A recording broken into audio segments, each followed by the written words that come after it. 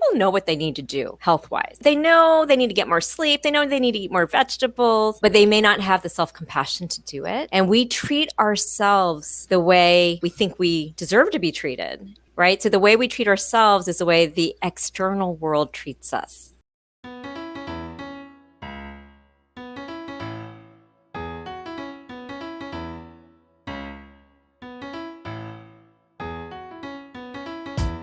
"83% of Americans identify as not very happy, which can hold you back and negatively affect your relationships and your business. On this podcast, we discuss the proven steps to happiness so you can restore balance and rekindle your joy.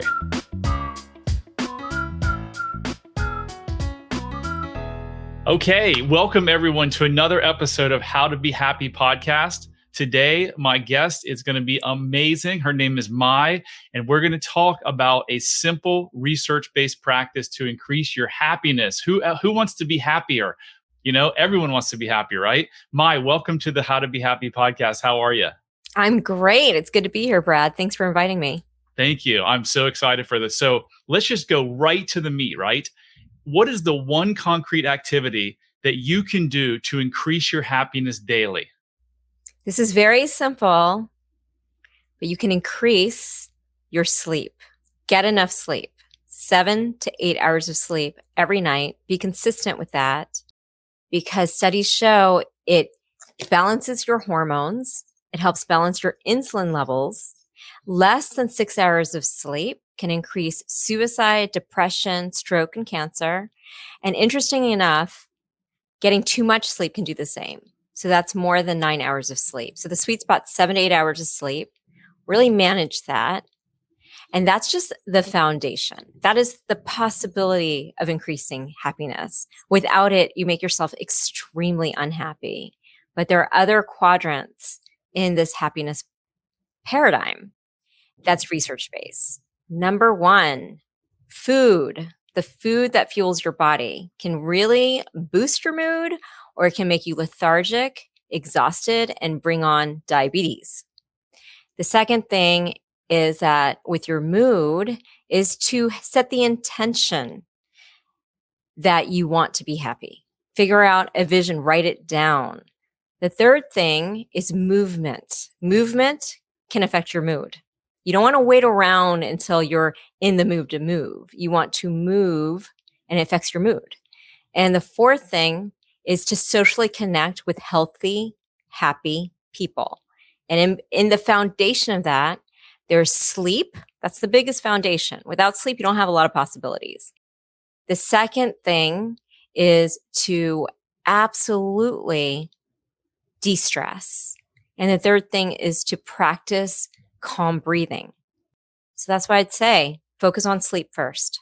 Okay, whoa, you just said a lot. And honestly, that answer, we didn't prepare for this, right? That was not what I expected to hear about happiness, but it is so true, right? Because my focus on happiness is getting rid of the untruths in your life. I can do all the work on a client, but if they're not sleeping, there's no chance they're going to be happy, right? I have a good friend who's a nutritionist, and she just took on a client yesterday who literally is in a schizophrenic state because the guy sleeps like a half an hour a night and all he eats all day is sugar. So sleep to me is really, really key because I bought this ring, this Aura ring about 6 months ago. And man, my life has changed. I thought I was a great sleeper. When I used to smoke weed every night, I'd sleep like 8 to 10 hours a night. And I'd be like, oh, it helps me sleep. What I didn't learn is that number one, I was really only getting post weed in the last couple of months. I've only been getting like, when I started this journey, 12 to 20 minutes of deep sleep. Now I'm getting closer to an hour because I've gone through the sleep process and I realized I have sleep apnea, but I did a lot of research and a lot of studying. And one of the things about sleep is that deep sleep is very important, but REM is also important. And what I didn't know is that alcohol and marijuana keep you from getting to REM sleep. And all of those things you mentioned about memory and dementia and all those bad things, like REM and deep sleep are a natural process of your body, right? If you don't get those things, you are going to be an absolute mess no matter what you do. So it's really interesting answer. Yes. And then if you want to do daily habits, I highly recommend this free podcast. It's called The Happiness Lab. It's by Laurie Santos, Okay. and she's a professor at Yale. And she does evidence-based research on things you can do to make yourself happy, like practice gratitude, random acts of kindness, just really making sure that you have a generous heart. That's really important. And really having that intention, right? It's very hard to be happy if you don't give yourself permission to be happy. A lot of people don't give themselves permission to be happy. For sure. For sure. So I don't know. Have you watched the Netflix documentary with, oh my gosh, why am I blanking on this? The famous psychiatrist and the actor, Stutz, Stutz. Have you watched that? I haven't watched it yet. Okay, you've got to watch it because the guy's name is Phil Stutz. He's a doctor. He's a psychologist to many of the stars. And I'm blanking on the guy's name, but I'm sure people know it. And he goes through what he calls the life force. And he has 3 levels of the pyramid. And you mentioned that you have a pyramid. At the bottom of it is like the personal, which is health, which is sleep, diet, and exercise. That's the critical piece. The middle piece is connection, which you mentioned. You've got to be connected to people to be happy. And the top was your relationship with yourself, which if you don't have a good relationship with yourself, like, all bets are off. So it's so interesting that you bring up these points because that's exactly what he said in this documentary on how to be happy. Yeah, it's interesting because self-awareness is the first step to shift.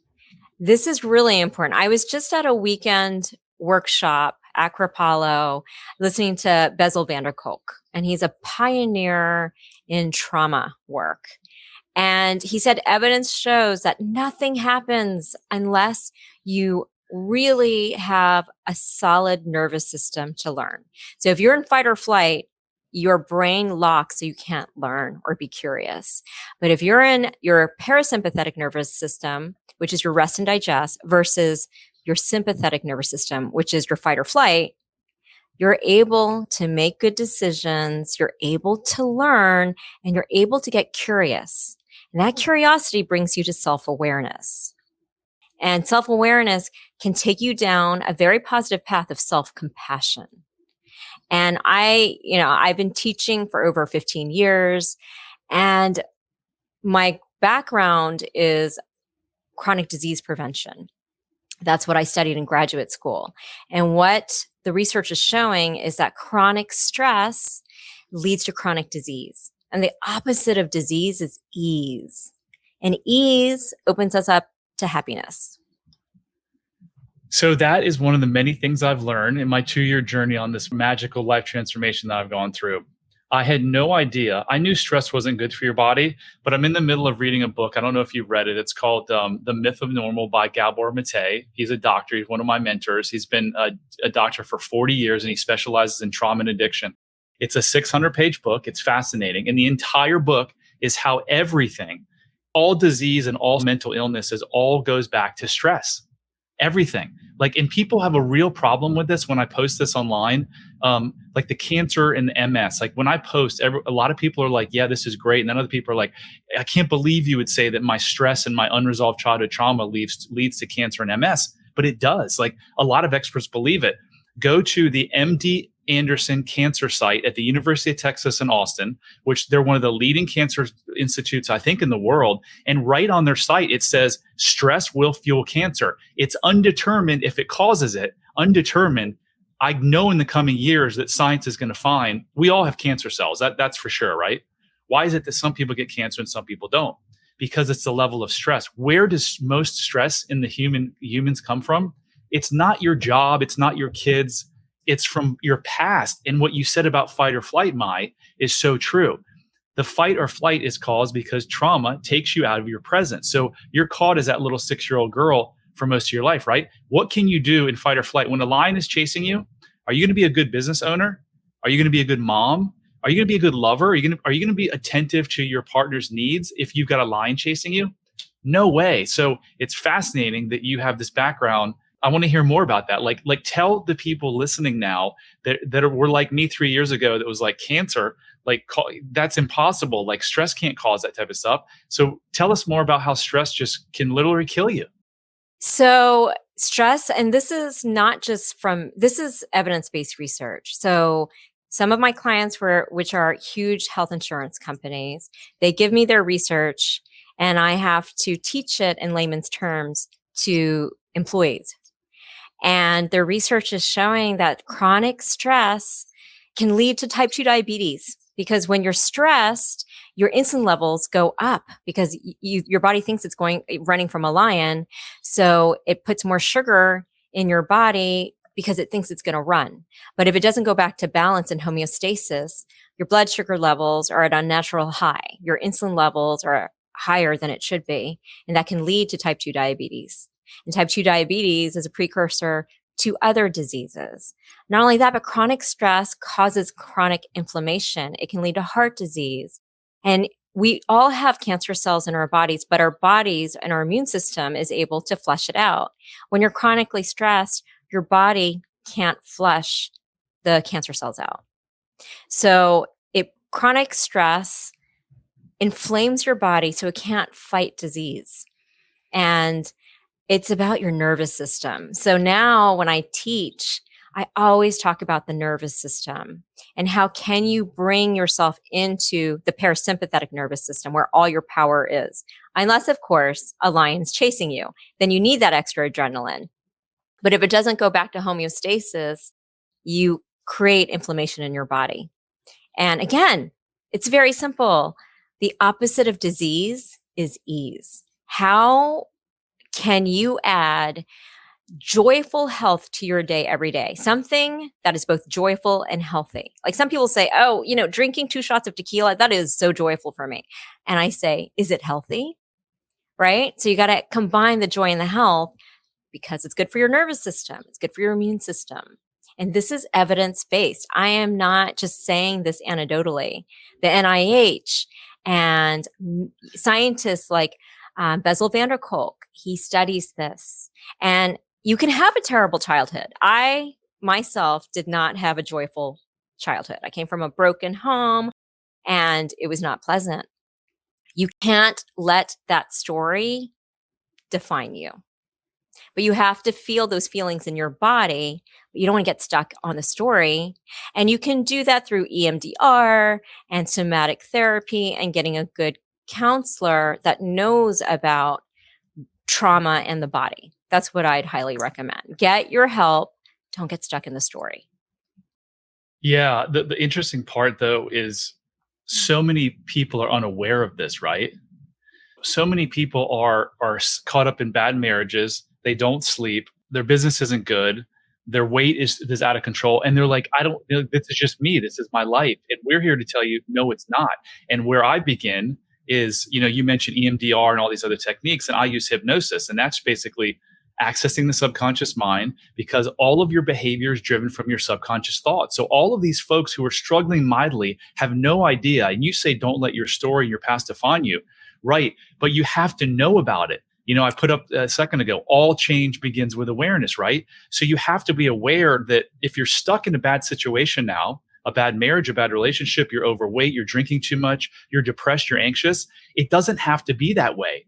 You can literally change your life in a matter of days, weeks, hours. It doesn't take years and years, but you have to start by knowing that why are these problems happening? They all start from your thinking. But as Mai is saying, you can think everything great, but if you don't sleep and you drink all the time, it's not going to work. So it's a combination of stuff, and it's not meant to be overwhelming. I have made a lot of these shifts. I quit drinking. I quit smoking weed. I quit eating sugar. And you think, oh, that's really hard. No, it's not. You just used to it. You get used to it. And I have no more hangovers anymore. I don't have a brain fog. I used to forget everything when I smoked weed. My mind is so much sharper now. So don't be overwhelmed and know that if you're struggling in any way, shape, or form, it can all be changed, and it can all be radically changed in a matter of weeks if you're willing to do the work and want to change. Yeah. I just want to commend you. It starts with self-awareness and self-compassion. Nothing happens without self-compassion. Agreed. Self-compassion gives you that strength to not be stuck in the paralysis of putting yourself down. So people know what they need to do health-wise. They know they need to get more sleep. They know they need to eat more vegetables. but they may not have the self-compassion to do it. And we treat ourselves the way we think we deserve to be treated. And then if we treat ourselves badly, other people treat ourselves badly too, right? So the way we treat ourselves is the way the external world treats us. And when you start going back to the basics, getting your sleep, mothering and fathering yourself, your world gets better. So you mentioned a fight or flight mode, and I mentioned that if you're in a fight or flight mode, there's very few things you can do except run for that proverbial tiger, right? Well, so many of us are still running from a tiger that doesn't exist. So one of the ways that you can get yourself out of that fight or flight, they did a study at the University of I think UCLA, where they showed participants pictures of people who were in a triggered state, mad, angry, whatever. And as soon as they showed them the pictures, it put them into a fight or flight mode. They then asked the participants, please describe what you see. And as soon as they said, I see them feeling angry, sad, whatever, it flipped from their amygdala, their fight or flight, to their prefrontal cortex, which is your thinking brain, and it flipped them out of that. So I created this simple little thing at bradchandler.com/tracker where you can actually track when you have negative emotions. And at the top of this, it literally will tell you what to do. You pause. So when someone does something, if your spouse does something that irritates you or says something, don't fire back at them. Just pause a second. I know it's not easy, but just play along with me here. Pause for a second. Identify the emotion. I feel angry. And anger is always underlying sadness or some unresolved hurt. So you've paused, you identified it. You then give yourself compassion, just like Mai was saying, because as a child, many of us didn't get compassion for our emotions. So I'm feeling sad. So rather than beat yourself up about it, say, it's okay. You're feeling sad. We'll get through this. And the I am feeling sad is a feeling that comes and goes. Feelings comes and go. If you say I am sad, that's an identity, and identities don't really come and go. So be really careful with your choice of words to your mind. And that is, I am feeling a certain way.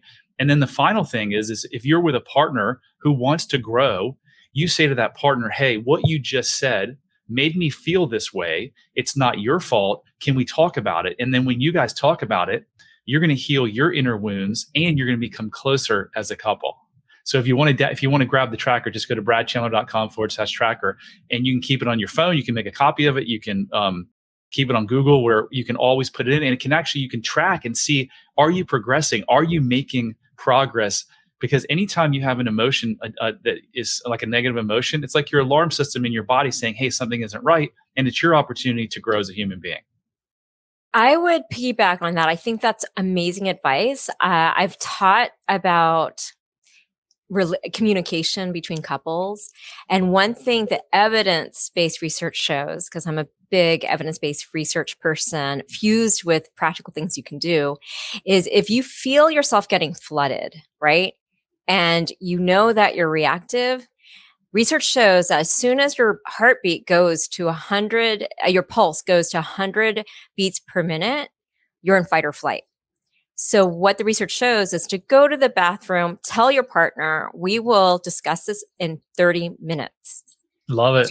Do not stonewall. That increases your chances of divorce or a breakup.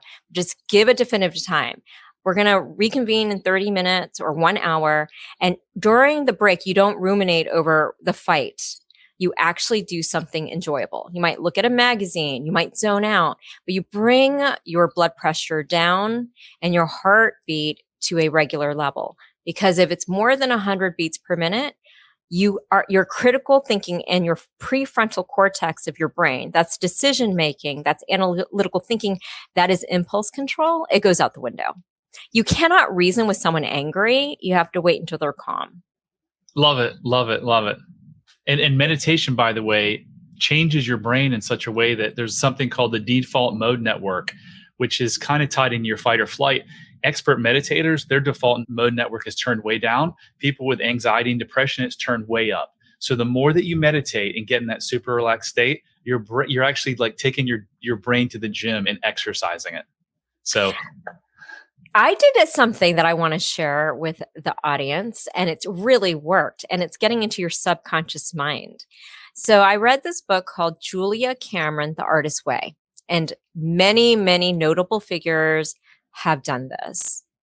And It's 12 weeks. Every chapter is a different week. But the most important thing is she has these morning pages, and you write 3 pages the minute you get up.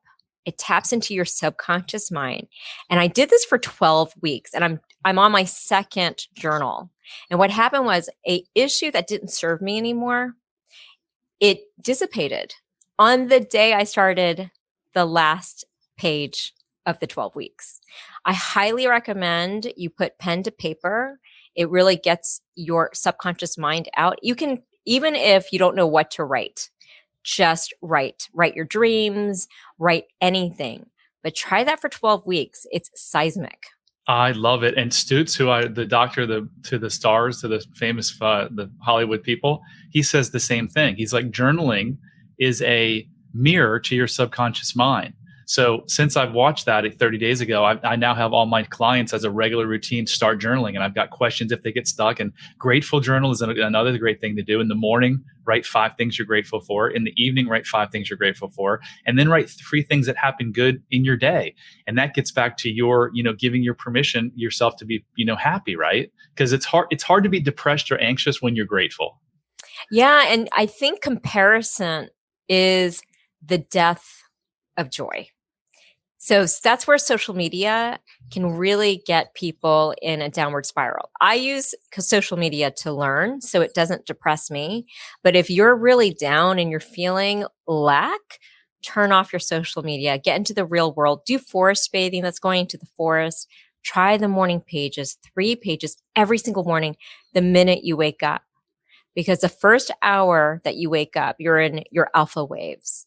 And it's really great because your subconscious mind is really fresh. So I would try it the first thing when you get up. 3 pages without Beautiful. fail. Love it. Love it. And look, if you can't start with 3 pages, start with a half a page, start with 1 page, just start writing. So Mai, tell us how does food affect mood and happiness?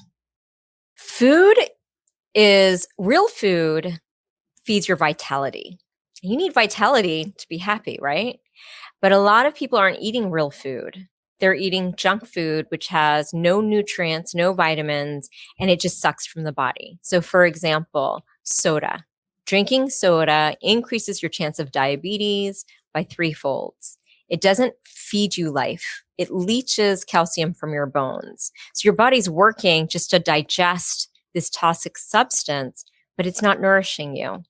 So think of food as putting money into an ATM. Whatever you choose, it could be taking out your health savings, or what you put in, like an apple or water, that's a deposit into your health deposit. So depending what you're eating, say, for example, if you're eating junk food in the morning and you're not eating any foods that help feed your microbiome, that's a fancy way of saying your gut bacteria, you're actually hurting your hormone balance. You're hurting your mood, because certain foods help balance your microbiome, and your gut activates over 30 different hormones in your body. But you have to feed your gut foods that feed that bacteria. And junk food and dead food that doesn't have any enzymes or anything living, doesn't feed that gut bacteria. So I hope that answers your question. It does. I don't know if you follow Dr. Andrew Huberman from Stanford. I do. Amazing guy, right? He had a doctor on recently who talked about food, and this guy has spent his entire career looking at food and mental health and mental illness. And they took someone who was schizophrenic, couldn't go out of his house for 2 years, and within 3 days of changing their diet to a keto diet, so they removed all the sugar, like you said, his schizophrenia was gone, and he was he was able to go out of the house. I was just like blown away. So diet and sleep, we're kind of going full circle back to how we started this podcast. Diet and sleep are critical components. And then throw in the alcohol and the weed that mess up your sleep. So all of those things are big determinants of happiness. What about, happiness is like sometimes a hard thing to define. Like sometimes you know it, sometimes you don't. And I'll tell you the answer. I'm going to tell you my journey on happiness. But what is your definition of happiness? And you're big on research. So what is some simple research-based practice that people can do to increase their happiness? You mentioned sleep. What's another one? And then how do you define happiness? Okay, so happiness is being able to have access to joy and being present, right? You cannot be joyful if you're not present.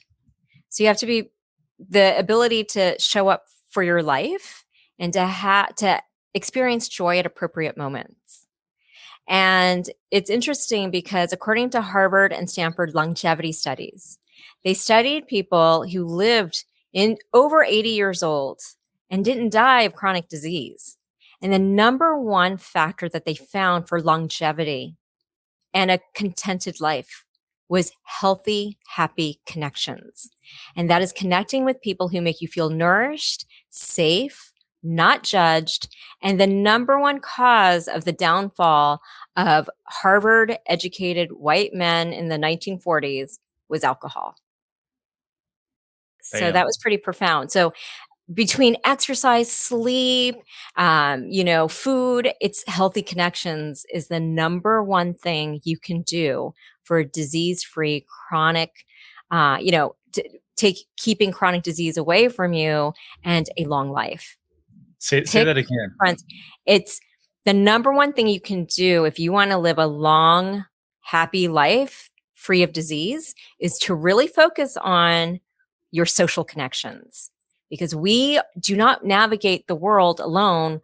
We navigate it in the context of others. So I always tell my clients, who are the 5 people closest to you? Those are your mirrors. Choose them wisely. And if they say, oh, well, 5 of my friends are so unhealthy. I'm like, you don't want to ditch your friends, but make new ones. Go to where healthy, happy people hang out, and you start adapting their habits because our energy affects each other. So I am very discerning of who I surround myself with. And I also surround myself with a growth mindset group of people, not fixed growth. Yes. I mean, so depression is a lot of lack of connection, right? And if you look at the evolution of man and how long we've been around, it's only been a fraction of time where we haven't been in tribes, where we've been living in houses separated from people. Usually we live together. So I think this disconnection and social media and food delivery and working from home doesn't help any of this. And I think that's why you're seeing things get worse around the globe. So let's ask this. How is happiness tied into self-love? And how does one know if they have self-love? One knows that they have self-love in how they treat themselves, right? Are they showing up for themselves? Do they have healthy boundaries? Do they have the ability to say no when something so obviously will not serve them? Do they treat themselves with radical self-respect? Now, we're humans, we're messy people, but I know that when I wake up, I ask myself, will this serve me? What can I do to nourish myself? Who can I talk to that makes me feel loved, seen, and heard?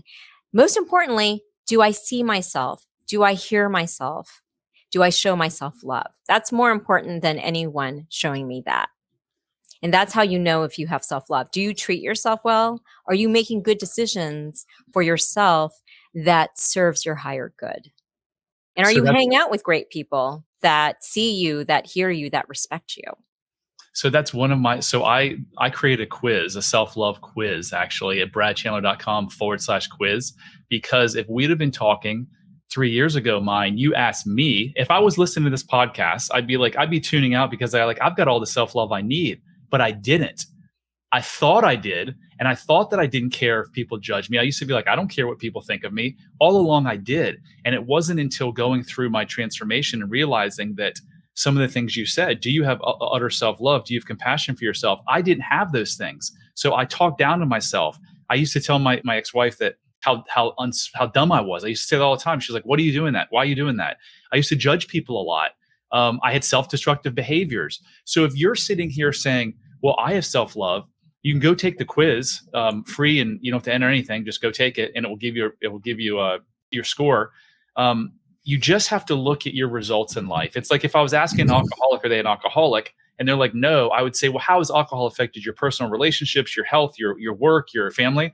So all you have to do is, if you're sitting there thinking everything's great, I have self-love, are you in a deeply connected relationship? Is your health good? Do you do self-destructive things? Do you judge yourself? And if the answers to those are affirmative, then you've got some work to do. And the work is worth it, because the other side of where you are can be absolutely magical, not only from a spiritual and joyous standpoint, but what we've just spent the last 25 minutes talking about from a health perspective. If you want to avoid illness and disease, you've got to learn how to have compassion and love for yourself. Yeah, I love that you brought up judgment. I used to be a really critical, judgy person, and I thought I could just fix everybody. And I realized it was because I was very judgmental and critical towards myself. And trying to fix the world was a deflective way to not look at my own problems. So you're on a right path when you're not judgmental, when you're not trying to fix people, and when you're very curious about your own life and how you can serve. But number one, how do you show up for yourself? That's really important. It's very hard to truly love other people in a very pure way unless you show love for yourself. And that's not narcissistic. It's self-respect and self-compassion. And the reason that most human beings don't show love for themselves is because something happened to them as a child that their parents didn't intend, and it was their broken parents that caused them to feel unloved. So their whole life they live feeling unloved, and that brought on the eating disorders, the addictions, the bad marriages, the bad relationships, everything. But guess what? As an adult now, you don't need your parents' love anymore. And if you can become aware of it, you can get yourself out of that prison of childhood, and you can provide yourself all the love that you ever needed. No one can love you like you can love yourself. And like you said, some people are like, is that narcissistic? No, it's not a love that I'm better than everyone else. It's a love that I am as good as anyone, living or dead, that's ever lived on this planet. And unfortunately, most people don't believe that. But that is the truth. Live in the truth, and you cannot suffer. Right. And self-compassion, I would highly recommend, if people are grappling with self-esteem issues and self-compassion, to check out the work of Dr. Kristen Neff. That's Neff. She's a psychologist and a professor of psychology and an expert in self-compassion, evidence-based, of course, at the University of Texas. But she's on YouTube. She's done TED Talks. She's incredible. So Awesome. Kristen Neff, self-compassion. So Mai, this has been fantastic. What an awesome podcast. Another edition of How to Be Happy podcast. How do people reach you? What's the best way to reach you? They can reach me through my website, myhealthnow.com. That's MAI healthnow.com. They can find me on LinkedIn, Mai T. Trinh, and there's a contact form on my website. I'd love to hear from you. I'm also on Instagram at My Health Now. That's MAI, and I'd love My Health Now. So yeah, that's how they can reach me. This has been wonderful. Brad, keep on sending good vibes to the world. It's so great to know you. I love what you're doing. Thank you. And if you enjoyed this podcast, please rate it, please review it, please share it, do whatever you want with it. Just get the word out, because my whole purpose in life now is to make an impact and to give people the joy that I have gotten and to end their suffering. Because if you're suffering for any reason in life, you don't have to be suffering. I promise you there's a better way. So remember, love heals all, and see you next time. Bye, everybody. Hit subscribe if you don't want to miss out on more life-changing content. And if you're struggling, you don't have to. Go to bradchandler.com/contact. There, you can join the Facebook community of like-minded entrepreneurs, and you'll see a button to schedule your freedom and happiness call. See you on the next episode.